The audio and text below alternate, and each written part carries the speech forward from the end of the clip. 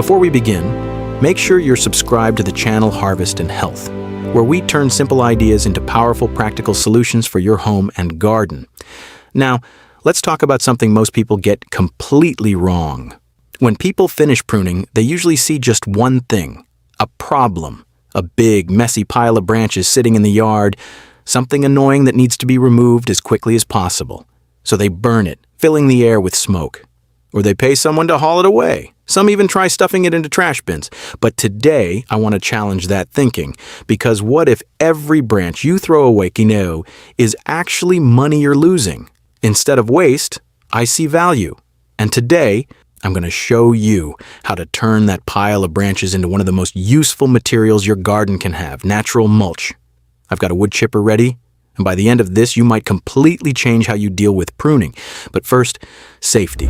Machines like wood chippers are powerful, very powerful, and if you don't respect that, things can go wrong fast. I always wear a helmet with a face shield to protect my eyes from flying debris. Ear protection is a must, because long exposure to noise can damage your hearing permanently. And heavy-duty gloves protect your hands from thorns, splinters, and sharp edges. If you're going to do this, don't skip safety. Now let's get to work. We start with the smallest material, thin branches like grapevine runners. These are usually the most frustrating to deal with. They're light, but they take up a lot of space, and packing them into bags is a headache. But watch this. The chipper pulls them in easily and turns them into fine, uniform chips within seconds. At this stage, the machine isn't even working that hard. The result is a soft, loose material that breaks down incredibly fast in compost. Already, we've taken something inconvenient and turned it into something valuable. Next, we move on to medium-sized branches, the kind you get from pruning fruit trees. Many people think they need to cut off every small twig before feeding branches into a chipper. You don't.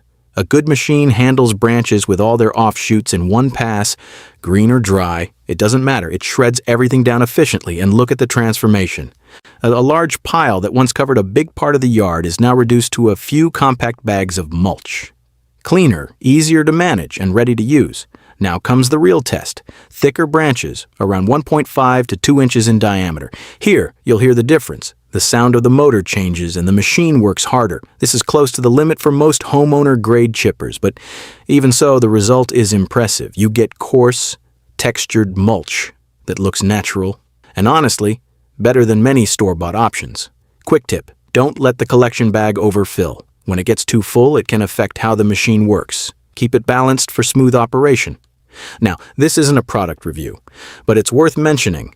Wood chippers are far more affordable today than they used to be. And when you think about how much mulch costs at garden centers, it starts to make sense. Instead of buying bags again and again, you're producing your own, for free. Over time, the machine pays for itself. So what do you do with all these wood chips? First, mulching. Spread a layer around your plants, trees, and garden beds. This simple step has powerful benefits. Mulch helps retain moisture, meaning you'll need to water less, sometimes up to half as much. It suppresses weeds. A few might still appear, but most won't stand a chance. And most importantly, it feeds your soil. Over time, these wood chips break down into rich organic matter, improving soil structure and fertility. But that's just the beginning. Wood chips are incredibly versatile. In composting, they play a crucial role. A healthy compost pile needs balance. Green materials like grass and kitchen scraps, and brown materials like wood chips. Without that balance, compost can become wet and smelly. Add chips, and you improve airflow and structure instantly. They're also perfect for garden paths. If you have areas that turn muddy after rain, lay down a 2 to 4 inch layer of wood chips. It keeps your shoes clean, reduces weeds, and makes the space more usable. After a couple of years, that same material can be moved into your beds as compost. If you keep animals, this is a game changer. Wood chips make excellent bedding. They absorb moisture, reduce odor, and create a comfortable environment. Chickens especially love scratching through them. Later, when mixed with manure, this becomes incredibly rich compost. They also protect plant roots.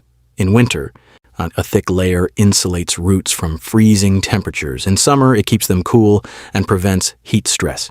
And here's something many people don't realize. You can even grow mushrooms. Certain varieties naturally grow on wood. With the right preparation, your wood chips can become a growing medium for mushrooms like oysters, turning waste into food. So let me ask you again, what do you do with your pruned branches? Do you still burn them, throw them away, or are you starting to see the opportunity? Because once you understand this, your mindset shifts. You stop seeing waste and start seeing resources. There's really no good reason to burn branches just because they're in the way. Burning should be for heat or cooking, not disposal. You have a better option now, and this is just one part of a bigger system. But don't stop here. You can take dry leaves and turn them into what gardeners call black gold, rich compost that completes your garden's nutrient cycle. If you want to become more self-sufficient, improve your soil, and waste less, this is the path forward. So here's your challenge. The next time you prune, don't throw anything away. Transform it. And if you found this helpful, make sure to subscribe to Harvest and Health for more practical gardening tips and self-sufficiency ideas. And share this with someone who's still struggling with piles of branches.